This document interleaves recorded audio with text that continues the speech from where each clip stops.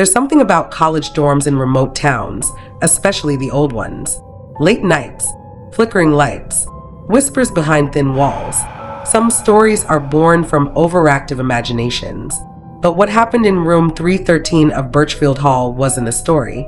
It was real. And someone or something is still waiting in that room. Birchfield College, tucked away in the foggy hills of Vermont, isn't a place that makes headlines. It's small, peaceful, a tight-knit campus with ivy-covered brick buildings and traditions that go back over a century. In fall 2019, a freshman named Emily Carter arrived on campus with dreams of becoming a writer. She was smart, curious, and excited to live away from home for the first time. She was assigned to Birchfield Hall, an all-girls dorm built in 1901. Her room 313. Emily didn't know the rumors. She didn't know the history. Not yet. From the first night, things were off. Her roommate, Alicia, was warm and welcoming. But even she warned Emily, if you ever hear knocking from the closet at night, don't open it. Just don't. Emily laughed it off, but she noticed strange details, like how the closet door never stayed closed, no matter how many times they latched it, or how Alicia kept a night light on, even though she claimed she wasn't afraid of the dark. Then came the third night. It was just after 2:30 a.m. when Emily woke up to a rhythmic sound. Knock, knock, knock, from the closet. She froze. Alicia was asleep. The room was quiet otherwise. Emily sat up. The knocking stopped. Then, whispers, not words, just sounds, right outside the closet door. She stood up, heart pounding, and reached for the door handle. As soon as she touched it, the whispers stopped. Dead silence. When she opened the closet, it was empty, but her pillow had somehow ended up inside it. The next day, she confronted Alicia. Alicia sighed and told her the truth. You know, there was a girl here before us? 2 years ago. Her name was Rachel Moore. Rachel had been a sophomore majoring in psychology, known to be quiet and a bit of a loner. One winter night, she vanished.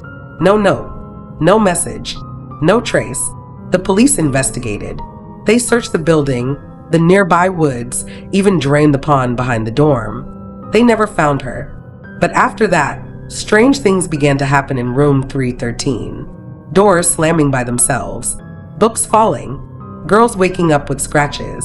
Alicia had been there the year after Rachel's disappearance too. She'd requested a transfer but got stuck back in the same room. Whatever it is, Alicia whispered, it doesn't want us here. That night, Emily stayed awake, determined to record what happened. She set up her phone on a chair, pointed at the closet. By morning, the phone was on the floor. The recording? Only static.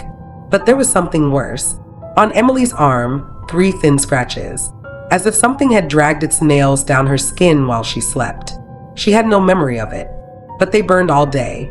Later that week, Alicia left for the weekend. Emily was alone in the room for the first time. That's when things got terrifying. Friday night, rain lashed against the windows. The power flickered, then went out. Emily sat on her bed, phone flashlight on, wrapped in a blanket. She tried to read until she heard the closet creak open. She turned. It was wide open. Again. And this time there was something inside. A shape. Small. Pale. Facing the corner of the closet like a punished child. It didn't move. Didn't breathe. Emily tried to speak, but no sound came out. Then the figure slowly turned. Its face was blackened, its eyes missing. Just hollow sockets, and a gaping mouth twisted open like it was screaming. Emily screamed and threw her phone. By the time she hit the light switch, the figure was gone. The closet? Empty again. But the mirror beside it now had 3 fogged fingerprints. From the inside, shaken, Emily did what any writer would do. She searched for the truth.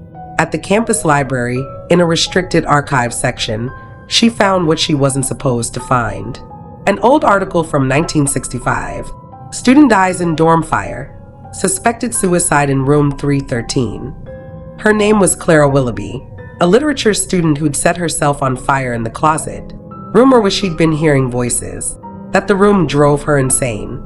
Rachel Moore, the girl who disappeared, she had been researching that exact case for her thesis on haunted buildings and mass hysteria.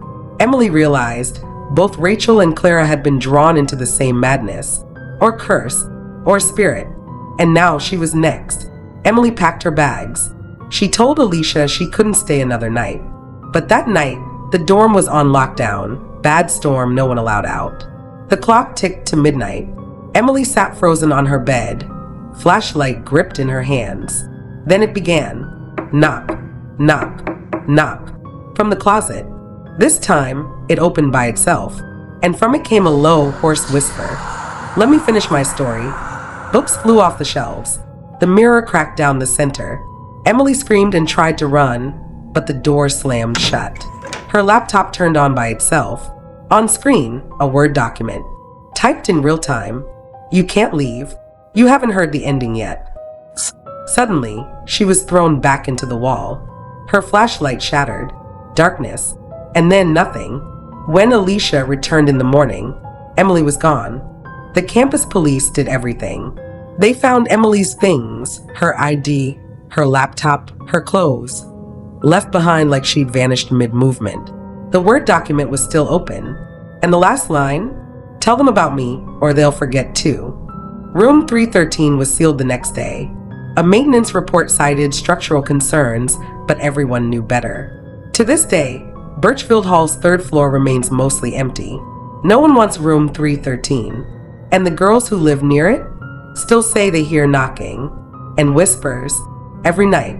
If you ever stay in a dorm room with a strange smell, if your closet door opens on its own, if you hear knocking at 3 a.m., don't open it, don't listen, and whatever you do, never answer when the room whispers your name. This was the story of room 313, the haunted girls' dorm in Vermont. If you enjoyed this story, don't forget to like, subscribe, and share it with someone who sleeps with their closet door open. Stay safe, stay curious, and stay away from room 313.